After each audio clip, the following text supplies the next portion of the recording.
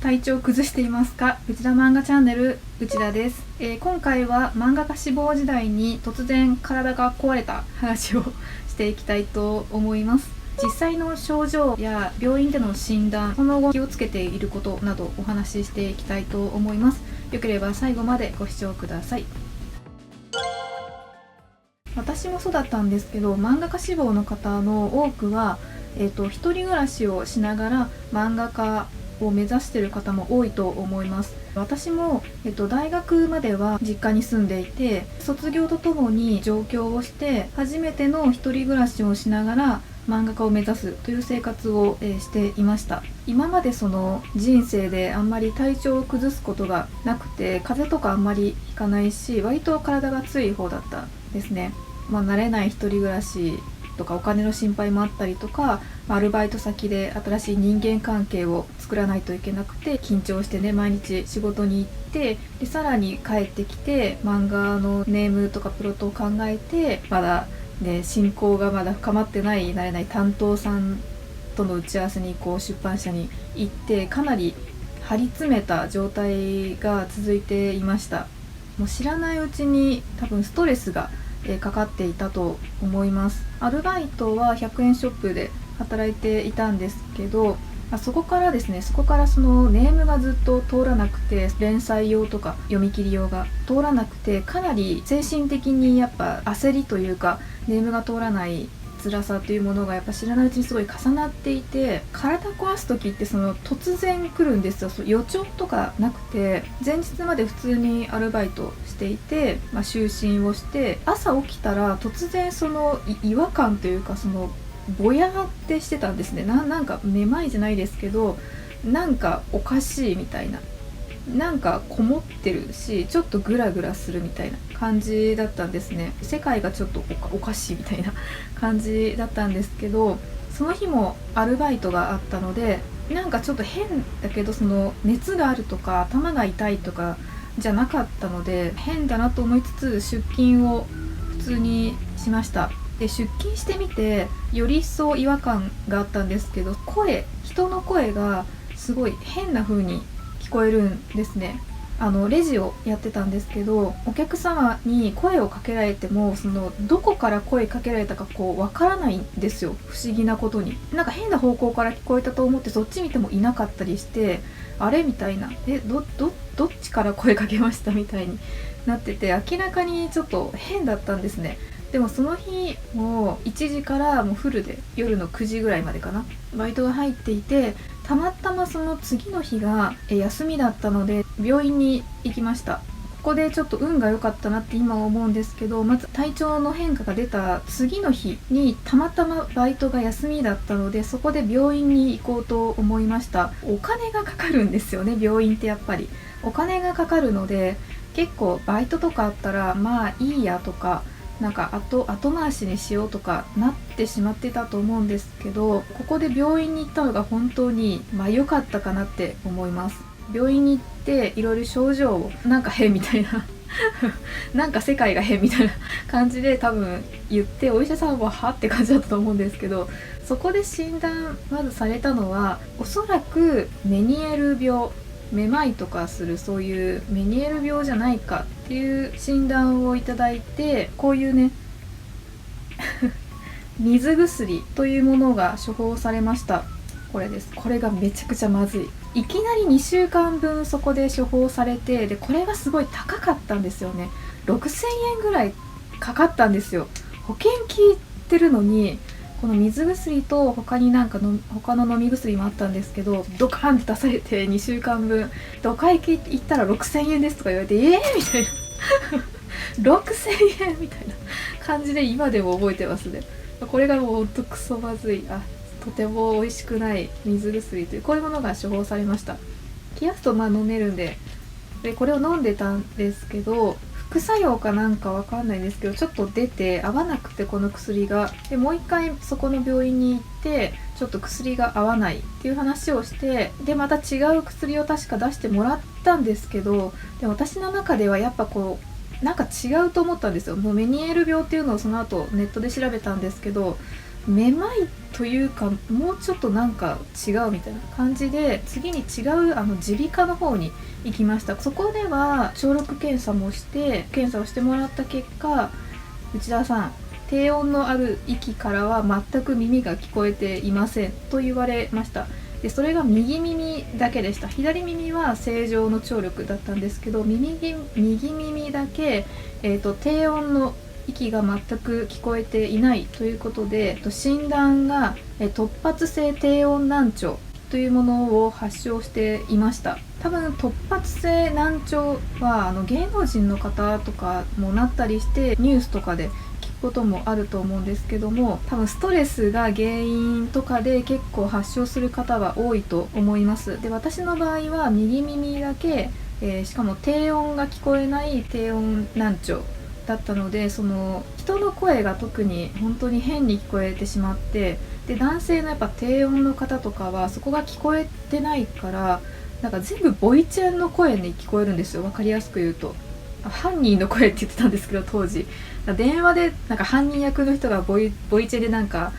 ね、身代金とか要求ついてくる時の声みたいな感じに全部聞こえるんですよ。本当に気持ち悪くて、それがその私の場合の難聴の症状だったんですけど、多分なった時朝起きていきなり低音難聴になってたんですけど、その時はその人の声って聞こえないじゃないですか、私しかいないので。なのでそのなんか違和感があったけど、そのよくわからなかった。で、バイトに行ってようやくその人の話してる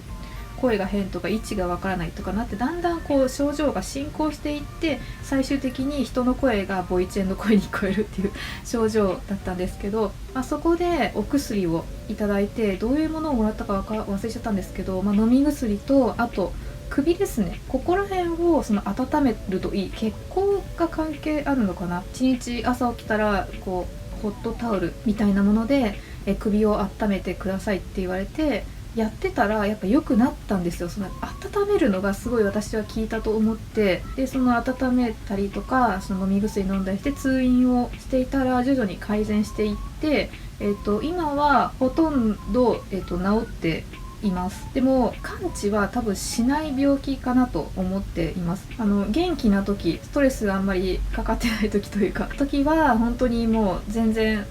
大丈夫なんですけど、やっぱり疲れたりとかストレスがかかったりすると、やっぱりまた右耳の調子が悪くなってきたなという予兆は今でも感じることがあります。これはお医者さんお医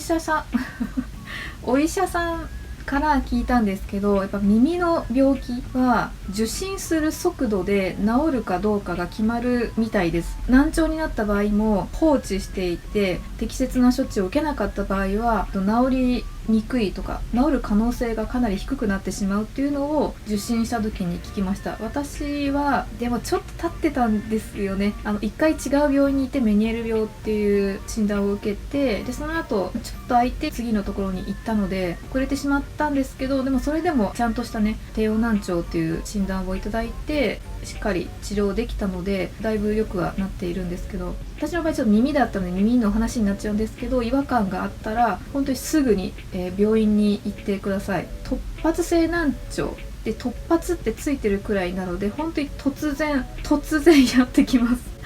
本当に予兆はなかったですね。朝起きたらいきなりなってたので予兆は本当にないです。やっぱりストレスというものは知らないうちに積み重なっていて、急に体がもうダメだってもうダメだってなっちゃうので、本当に気をつけるというか、なった時にすぐね病院に行くようにしてください。で病院はやっぱりお金がどうしても3割負担とかでもお金がかかってしまうので、病院に行けるぐらいのお金の余裕は絶対持っておいてください。どうしてもこう漫画家志望時代って私もそうだったんですけど、漫画を描く時間も確保したいので結構ギリギリの生活をしていたりするんですけど、やっぱ体を壊すとどうしようもやっぱなくて、これはその創作活動というかクリエイターとしてすごい大事なことで、自分の漫画ってあなたしか描けないですよ。私の漫画は私しか描けないし、他の人に体調悪いからじゃあ他の人にじゃあ描いてくださいって言っても私の漫画って絶対描く人はいないし、もう見てるね漫画家志望さんの漫画もあなたしか描けないので、自分がね体調崩したりとか体を壊したらもう何もできなくなってしまうので、やっぱり日々のその体調管理とかストレス発散とかそういうものはちょっと気をつけて見てほしいなと思います。漫画家志望ってさらにプラスでストレスがかかると私は思っているんですよ。ただでさえ初めての一人暮らし、新社会人ってそれでも新しい環境に慣れるまですごいストレスがかかるんですけど、プラスその持ち込みってやっぱ自分が書いたものを、否定されるんですよ。やっぱ否定されたりボロクソ言われたり、